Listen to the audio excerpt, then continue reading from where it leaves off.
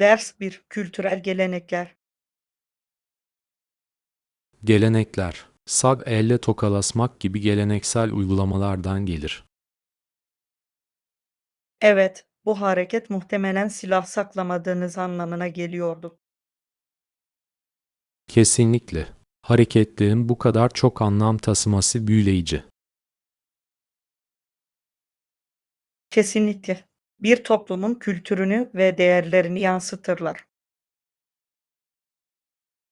Seyahat ederken farklı gelenekleri öğrenmeyi seviyorum. Ben de farklı geçmişlere sahip insanlarla bağlantı kurmanın harika bir yolu.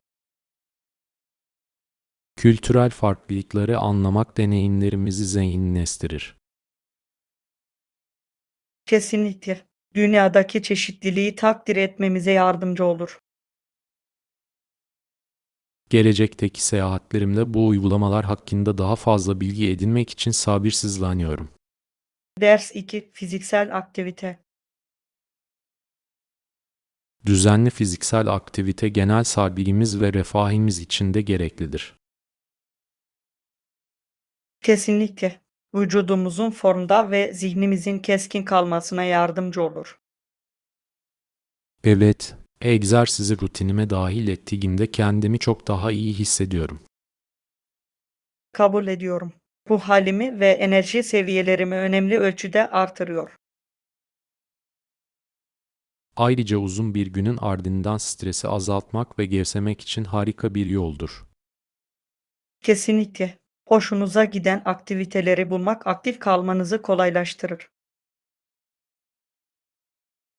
Kesinlikle. Yürüyüşe çıkmayı ve yeni egzersiz dersleri denemeyi seviyorum. Bu harika bir yaklaşım. Çeşitlilik olayları ilginç kılar. Fitness yolculuklarımızda birbirimizi desteklemeye söz verelim.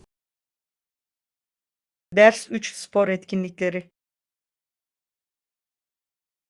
Bu sezon birçok farklı spor etkinliği gerçekleşiyor. Evet, spor bölümü birçok oyun ve yarışma için skorlar ve sonuçlar sağlar. Favori takımlarım ve oyuncularımla ilgili güncel bilgileri takip etmeyi seviyorum. Ben de sezon boyunca ilerlemelerini takip etmek heyecan verici. Canlı maçları izlemek deneyime çok fazla heyecan katıyor. Kesinlikle. Stadyumdaki atmosfer elektrikli. Ayrıca arkadaşlarınız ve ailenizle bağ kurmanın harika bir yoludur. Evet, bu anları paylaşmak kalıcı anılar yaratır. Bu yıl bazı oyunları birlikte yakalamak için sabırsızlanıyorum.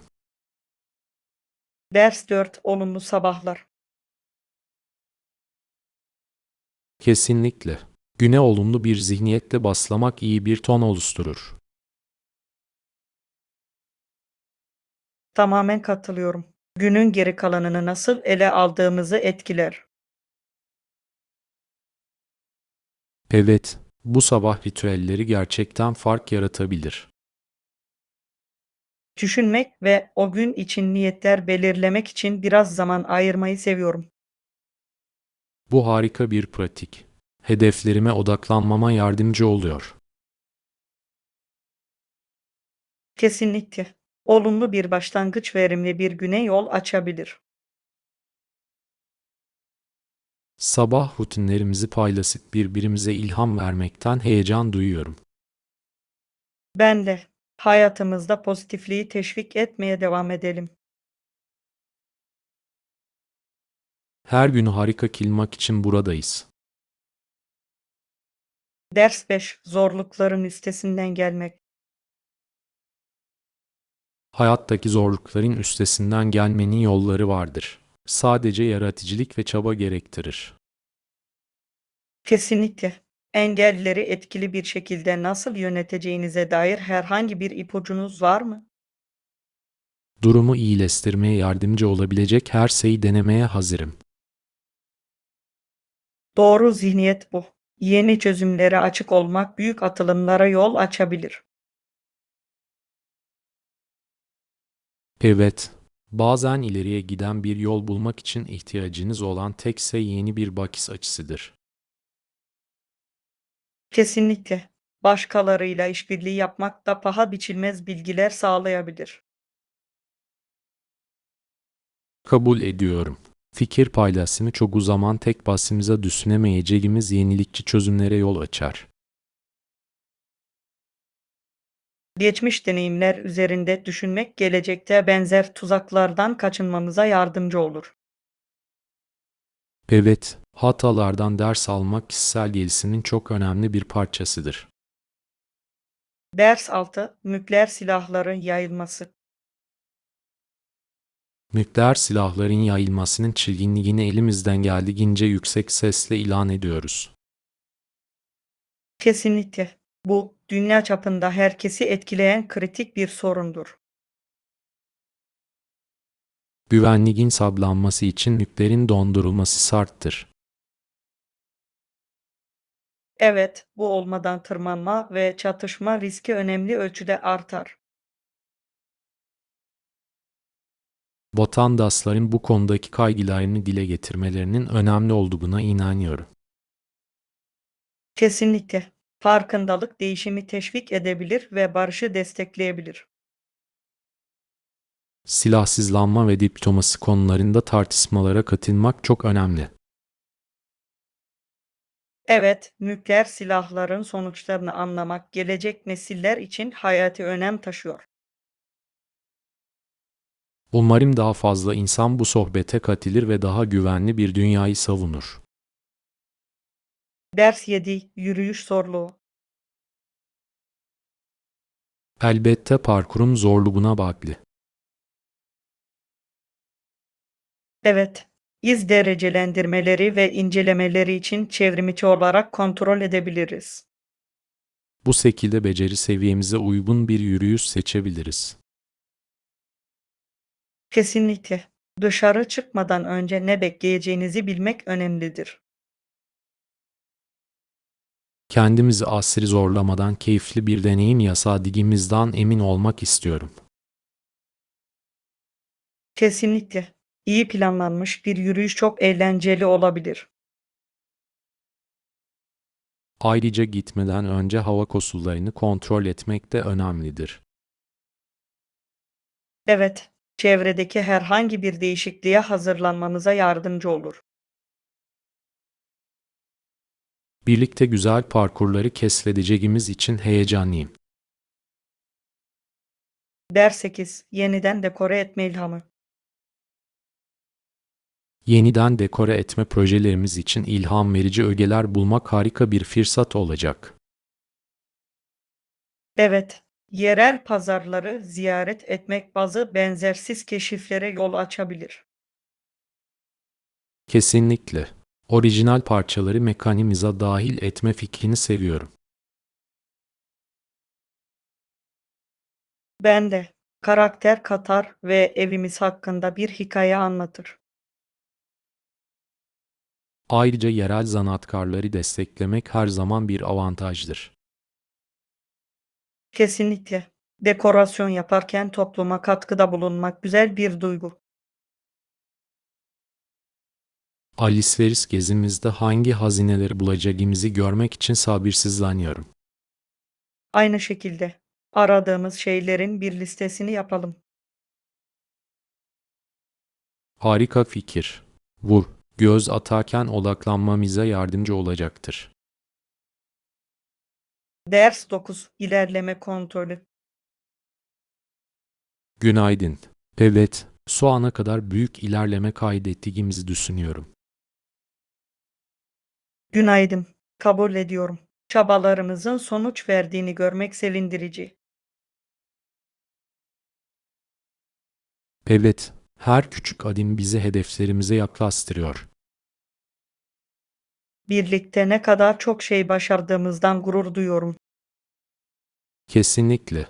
Işbirliği süreci çok daha sorunsuz hale getirir. Ayrıca projeleri ekip olarak ele almak her zaman eğlencelidir. Seki çalışmamızın nihai sonuçlarını görmeyi sabırsızlıkla bekliyorum. Ben de. İvmeyi sürdürelim ve güçlü bitirelim. Evet, doğru yoldayız. Hadi tekrar dalalım. Ders 10. Seçenekleri keşfetmek. Bir süredir bundan sonra nereye gideceğimi düşünüyordum. Nereyi keşfetmemizi önerirsiniz? Yakınınızda güzel bir plaj keşfetmeye ne dersiniz?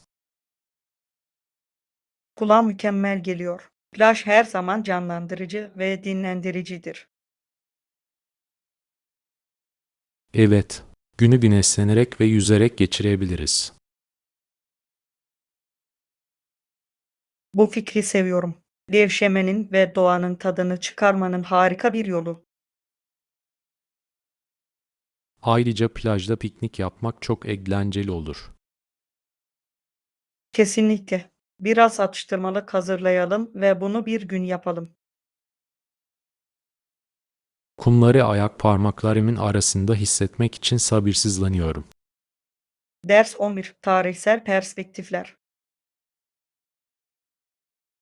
Ceza davalarının başka yollarla karara bağlandığı bir dönem vardı. Evet, hukuk sistemimizin ne kadar ilerlediğini görmek büyüleyici. Birçok tarihsel adalet yöntemi çok daha az adil ve dengeliydi. Kesinlikle. Tarihi anlamak, mevcut sistemimizi takdir etmemize yardımcı olur.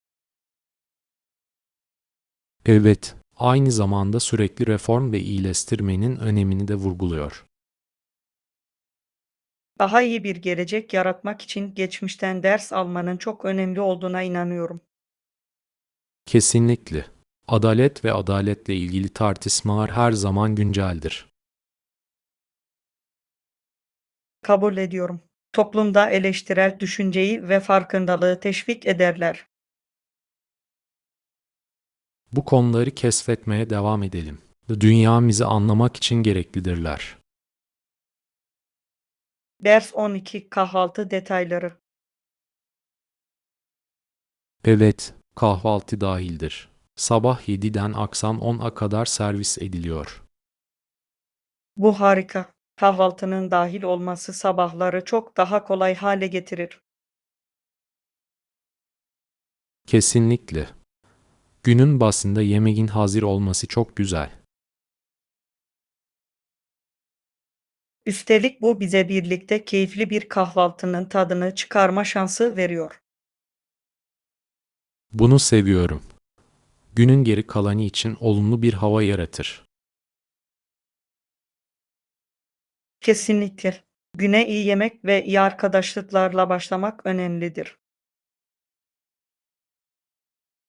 Sundukları kahvaltı seçeneklerini denemek için sabırsızlanıyorum.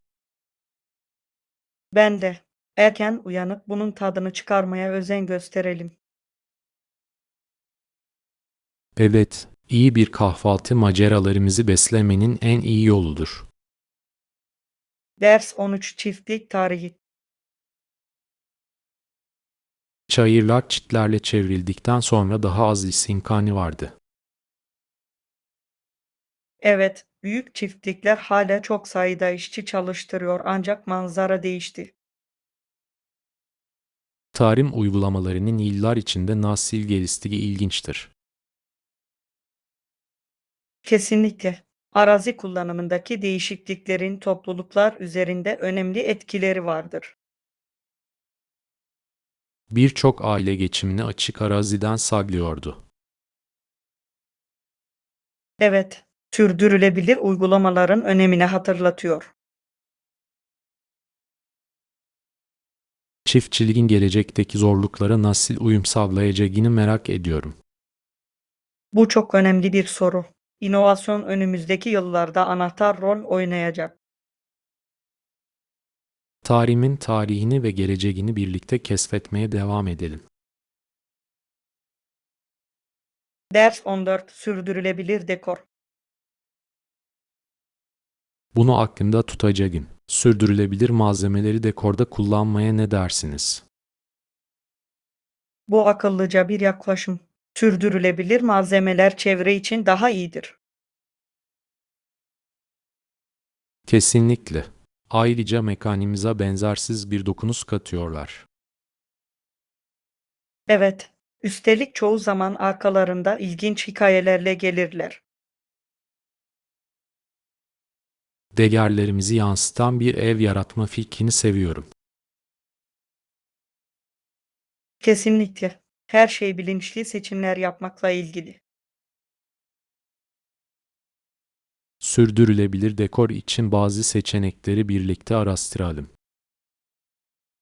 Ne bulabileceğimizi görmek beni heyecanlandırıyor. Ben de. Bu ilkelerimize uygun, eğlenceli bir proje olacak. Ders 15 Sorunsuz geçişler. Revize edilmiş son tarihlere sahip olduğumuzda sorunsuz bir geçiş için bu çok önemli. Kesinlikle. Net teslim tarihleri herkesin düzenli ve odaklanmış kalmasına yardımcı olur. Evet, kafa karışıklığını azaltır ve projenin yolunda gitmesini sağlar. Tamamen katılıyorum. Bu değişiklikleri etkili bir şekilde aktarmamız gerekiyor. Kesinlikle. Takıma güncellenmiş bir program gönderdiğimden emin olacağım. Kulağa mükemmel geliyor. Herkesin aynı sayfada olması önemlidir. Ayrıca kısa bir toplantının her türlü soruyu açıklığa kavuşturmaya yardımcı olacağını düşünüyorum. Harika fikir. Bu şekilde endişeleri hemen giderebiliriz. Son teslim tarihlerini kesinleştirelim ve ardından toplantı için plan yapalım. Ders 16 Cadılar Bayramı kutlamaları. Cadılar Bayramı adı verilen bayram her yıl 31 Ekim'de kutlanır. Evet, çok eğlenceli ve ürkütücü bir zaman. Bütün dekorasyonları seviyorum. Kesinlikle. İnsanlar kostümleri ve kurulumları konusunda gerçekten yaratıcı oluyorlar. Kabul ediyorum.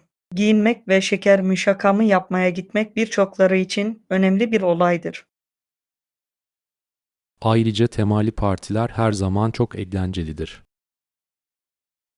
Evet, arkadaşlarla bir araya gelip eğlenmek için harika bir bahane.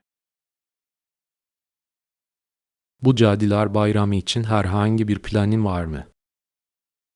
Evimde bir kostüm partisi düzenlemeyi düşünüyorum. Kulağa harika geliyor. Beni de sayın. Herkesin kıyafetlerini görmek için sabırsızlanıyorum. Ders 17 Bir kardeşin odası. Kardeşimin yatak odası maviye boyanmış ve harika görünüyor. Kulağa hoş geliyor. Mavi bir oda için çok sakinleştirici bir renktir. Evet. Ayrıca ısıyı kontrol etmek için pencerelerde panjurlar var. Bu çok akıllıca. Gün içinde daha iyi uyumasına yardımcı olmalı. Kesinlikle. Ayrıca yerden tasarruf etmek için mükemmel olan bir ranzası var. Ranzalar özellikle küçük odalarda harikadır. Kesinlikle. Oynamak ve hareket etmek için daha fazla alan sağlar. Herhangi bir özel şekilde dekore etti mi? Evet, duvarlarında en sevdiği grupların posterleri var. Ders 18 Adalet ve Bilim. Kurallardan nefret ediyordu ama aynı zamanda ona yasam boyunca rehberlik eden güçlü bir adalet duygusuna da sahipti. Bu ilginç bir kombinasyon. Olaylara bakış açısını şekillendirmiş olmalı. Evet, genç adam üniversitede bilim okudu ve her zaman statükoyu sorguladı. Bilimin tamamı sorgulama ve yerleşik fikirlere meydan okumayla ilgilidir, değil mi? Kesinlikle. Dünyayı anlamanın olumlu değişime yol açabileceğine inanıyordu. Hem bilgi hem de etik konusunda bu kadar tutkulu birini görmek ilham verici. Evet, bilim yolculuğu sadece gerçeklerle ilgili değil, aynı zamanda adaletle de ilgiliydi. Bunun onu toplumda bir fark yaratmaya nasıl motive edeceğini görebiliyorum. Gerçekten öyle oldu. Bilgisini gördüğü her yerde adaletsizlikle mücadele etmek için kullanmayı amaçladı. Ders 19 Siyasi girişimler. Kendisinin de katıldığı diğer önemli siyasi girişimler arasında Kürtaj yanlısı bir hareket yer alıyor. Evet, hareket kadın haklarını ve sağlığını savunmasıyla tanınıyor. Kadınların bedenleriyle ilgili tercihlere sahip olabilmesi için bu çok önemli. Kesinlikle. Toplumda bu tür konuların tartışılması çok önemlidir. Eşitliği hedefleyen hareketleri desteklemenin önemli olduğuna inanıyorum. Evet, savunuculuk mevzuatta önemli değişikliklere yol açabilir. İnsanların inançları için ayağa kalktıklarını görmek ilham verici. Kesinlikle. Ele alınması gereken konulara dikkat çekiyor. Bu önemli konular hakkında konuşmaya devam edelim. Ders 20 Kıyafetlere uyum. Kıyafet seçerken dar mı yoksa çok bol mu olduğuna dikkat etmelisiniz. Kesinlikle. Uyum gerçekten ne kadar rahat hissettiğinizi etkileyebilir. Evet, kolay harekete izin veren bir şey bulmak önemlidir. Kabul ediyorum. Ayrıca giysinin uzunluğunu da dikkate almalısınız. Kesinlikle. Doğru uzunluk görünümde büyük bir fark yaratabilir. Ayrıca önemli olan kişiliğinize uygun bir stil bulmaktır. Evet, güven, kendinizi iyi hissettiren şeyleri giymekten gelir. Kesinlikle. İkimiz için de işe yarayan bazı stilleri keşfedelim. Birlikte neler bulabileceğimizi görmek beni heyecanlandırıyor. Ders 21 FIFA gelişimi. FIFA'nın gelişimi birçok açıdan futbol sporunun organizasyonunu takip ediyor. Evet, organizasyonun yıllar içinde nasıl büyüdüğü büyüleyici. FIFA'nın başlangıcında odak noktası esas olarak kuralların belirlenmesiydi. Kesinlikle. Standartlaştırılmış bir kurallar dizisi geliştirmek çok önemliydi. Zamanla sporda küresel bir güç merkezine dönüştü. Evet, artık uluslararası yarışmaları ve etkinlikleri yönetiyor. Dünya Kupası dünyanın en çok kutlanan turnuvalarından biridir. Kesinlikle. Başka hiçbir etkinlikte olmadığı kadar ulusları ve hayranları bir araya getiriyor. FIFA'nın gelecekte nasıl gelişmeye devam edeceğini görmek beni heyecanlandırıyor. Ders 22 Sabah rutinleri. Sabah hazırlanmanız ne kadar sürer? Toplamda yaklaşık 30 dakika. Bunun oldukça verimli olduğunu düşünüyorum. Bu harika. Ben genellikle biraz daha uzun süre ayırırım. Gerçekten mi? Zamanınızın çoğunu neye harcıyorsunuz? Yavaş bir kahvaltının tadını çıkarmayı ve haberleri takip etmeyi seviyorum. Bugüne başlamanın güzel bir yolu. Evet, kendimi hazırlıklı ve bilgili hissetmeme yardımcı oluyor. Daha rahat bir sabah rutini eklemeye çalışmalıyım. gün boyunca nasıl hissettiğiniz konusunda büyük bir fark yaratabilir. Ders 23 Tarihsel yöntemler. 12. yüzyılda İngiltere krallarından Henry tarafından yeni bir yöntem getirildi. Evet, bu pek çok yasal reform için çok önemli bir dönemdi, değil mi? Kesinlikle. Yaptığı değişiklikler İngiliz hukuk sistemini büyük ölçüde etkiledi. Tarihsel figürlerin modern hukuku nasıl şekillendirebileceğini görmek büyüleyici. Evet, Henry'nin girişimleri günümüzde birçok uygulamanın temelini attı. Tarihin mevcut sistemleri nasıl etkilediğini öğrenmeyi seviyorum. Bu bize şu anda takip ettiğimiz kanunları daha derinden takdir etmemizi sağlıyor. Kesinlikle. Geçmişi anlamak geleceğe yön vermemize yardımcı olabilir. Bunun gibi daha fazla tarihi konuyu keşfetmeye devam edelim. Ders 24 Kopyaları yazdırma. Resepsiyonda size bir kopyasını yazdırabilirim. Bunu ister miydin? Evet, bu gerçekten faydalı olacaktır. Teşekkür ederim. Sorun değil. Referans için fiziksel kopyalara sahip olmak her zaman iyidir. Kesinlikle. Bazen kağıt izinin olması çok önemlidir. Bunu bitirmek için hemen oraya gideceğim. Harika. Bu konudaki yardımınızı takdir ediyorum. Benim için zevkti. Birazdan geri döneceğim. Mükemmel. Belgeyi incelemeye hazır olarak burada bekliyor olacağım. Daha sonraki toplantımız için her şeyin yolunda olduğundan emin olalım. Ders 25 Cumartesi planları. Cumartesi günü öğlen mağazada buluşmaya ne dersiniz? Bu benim için işe yarıyor. Zamanında orada olmaya dikkat edeceğim. Harika. Gitmeden önce alışveriş listemizi tamamlayalım. Evet, hiçbir şeyi unutmamak için ihtiyacımız olanı yazacağım. Mükemmel. Birlikte neler bulabileceğimizi görmek beni heyecanlandırıyor. Ben de.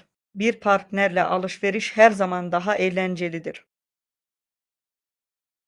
Kesinlikle. Daha sonra vaktimiz olursa öğle yemeği yiyelim.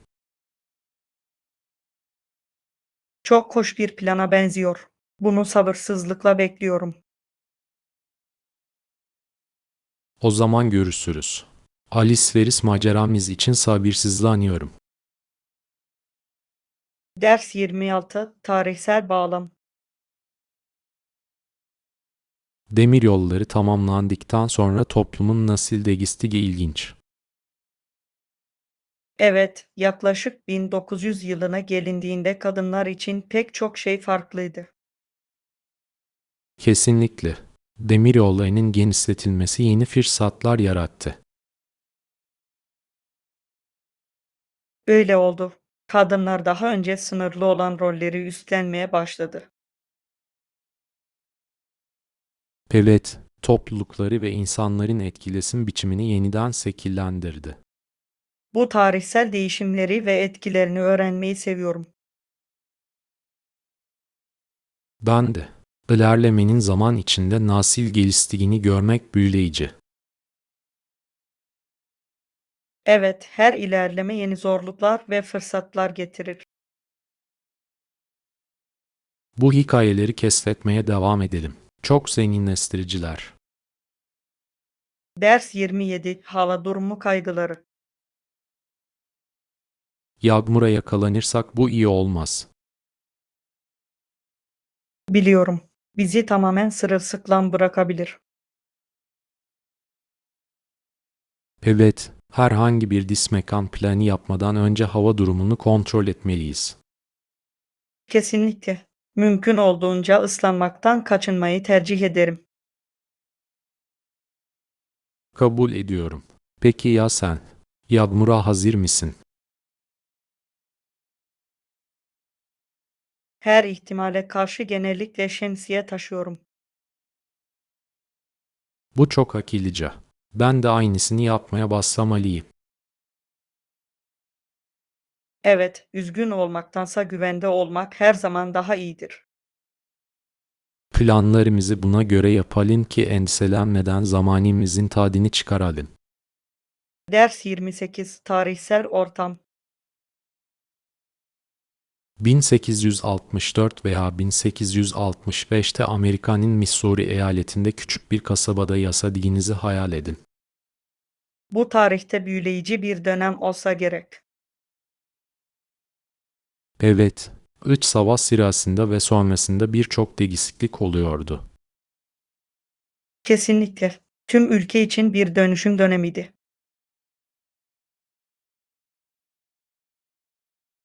O zaman hayat özellikle aileler için oldukça farklı olurdu. Evet, karşılaştıkları zorluklar çok büyüktü.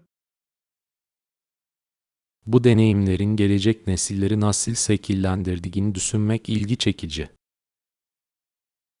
Kesinlikle. Tarihin günümüzü etkilemenin bir yolu var.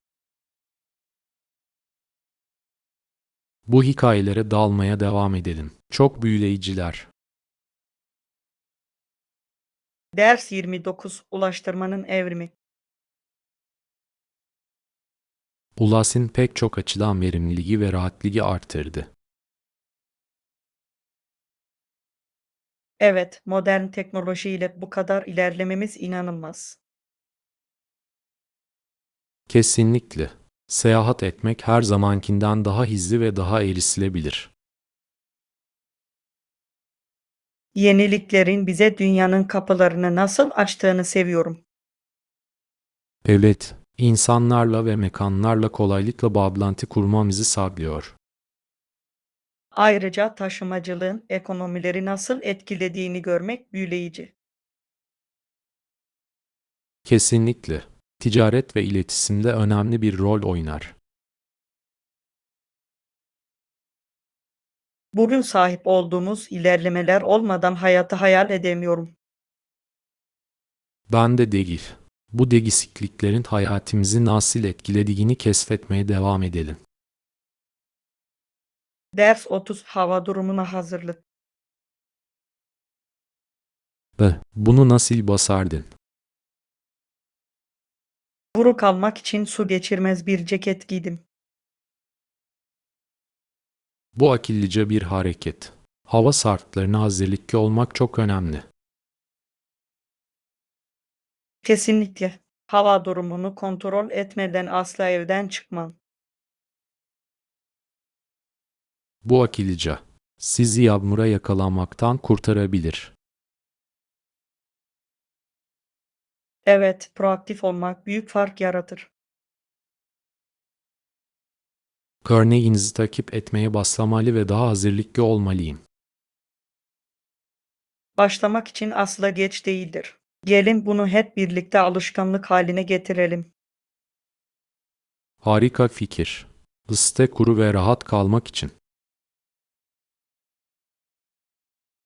Ders 31 Ödeme politikaları. Kredi kartı ödemelerinde ücret var mı? Hayır, kredi kartı kullanımı için ek bir ücret alınmaz.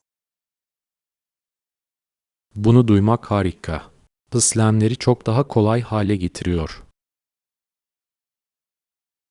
Kesinlikle. Sadece kaydırıp gitmek uygundur. İşleri bu kadar basit tutan işletmeleri takdir ediyorum. Evet, müşterilerin alışveriş yaparken kendilerini daha rahat hissetmelerine yardımcı oluyor. Her zaman politikaları şeffaf olan yerleri tercih ederim. Kesinlikle. Müşteriler ve işletmeler arasında güven oluşturur. İşimize yarayacak seçeneklerimiz olmasına sevindim. Ders 32 Mağaza konumu. Kesinlikle büyük bir tabelası var ve bir bakkalin hemen yanında. Bu fark edilmeyi kolaylaştırır. Uygun yerleri seviyorum. Evet, her şeyi tek bir yolculukta bulabilmeniz çok faydalı. Kesinlikle. Zamandan tasarruf sağlar ve işleri çok daha basit hale getirir. Müşterileri için erişilebilirliğe öncelik veren yerleri takdir ediyorum. Evet, genel alışveriş deneyimini geliştirir. Kendim kontrol etmek için sabırsızlanıyorum. Ben de değil. En kısa zamanda ziyaret etmeyi unutmayın. Ne sunabileceklerini görmek için sabırsızlanıyorum. Ders 33 Ev güvenliği. Sorun değil. Ev güvenliğinin tüm yönlerini kapsamak önemlidir.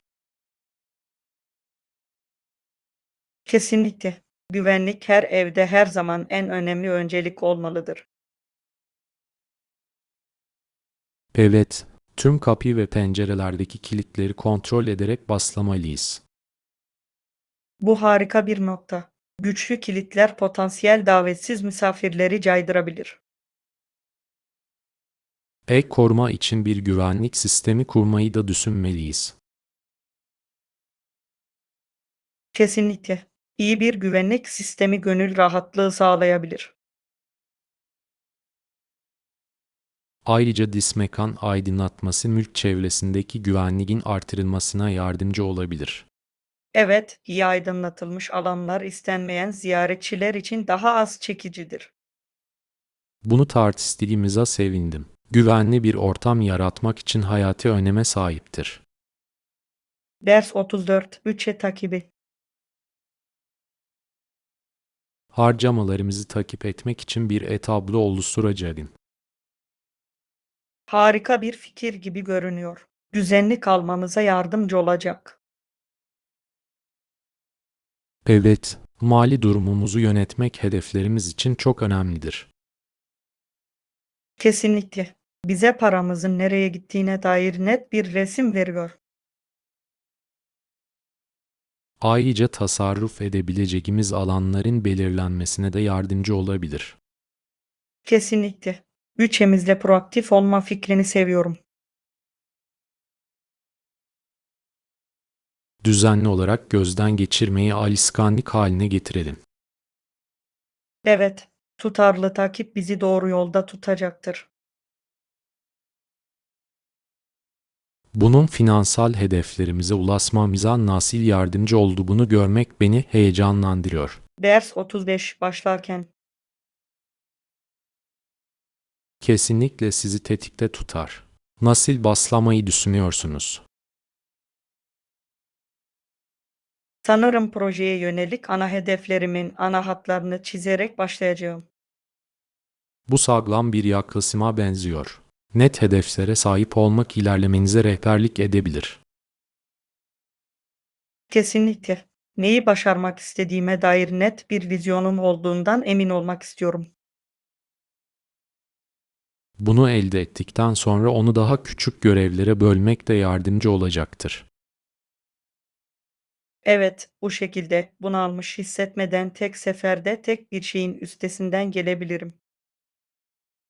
Planınızın nasıl gelişeceğini görmek için sabırsızlanıyorum. Teşekkür ederim. Dalış yapmaktan ve bir şeyleri gerçekleştirmeye başlamaktan heyecan duyuyorum. Güncellemeleri paylaşmak ve birbirimizi motive etmek için düzenli olarak kontrol edelim.